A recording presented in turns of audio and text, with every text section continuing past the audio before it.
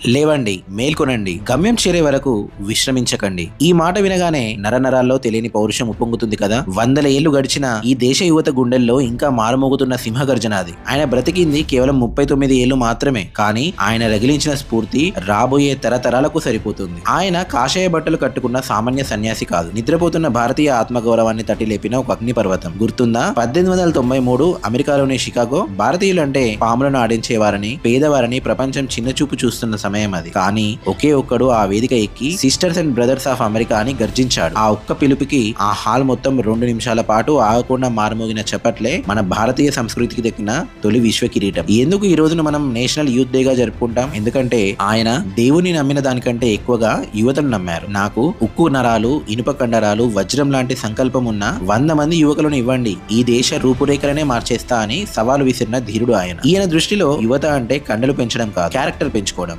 సమస్య వస్తే భయపడి పారిపోవడం కాదు, సింహంలా ఎదురు నిలబడడం. మిత్రమా, ఈ రోజు వాట్సాప్ స్టేటస్ లో ఆయన ఫోటో పెట్టుకుంటే సరిపోదు. ఆయన చూపిన ధైర్యాన్ని గుండెల్లో నింపుకుందాం. నీలో ఉన్న శక్తిని నువ్వు నమ్ము. నువ్వు తలుచుకుంటే సాధించలేనిది ఏదీ లేదు. జై హింద్, జై వివేకానంద.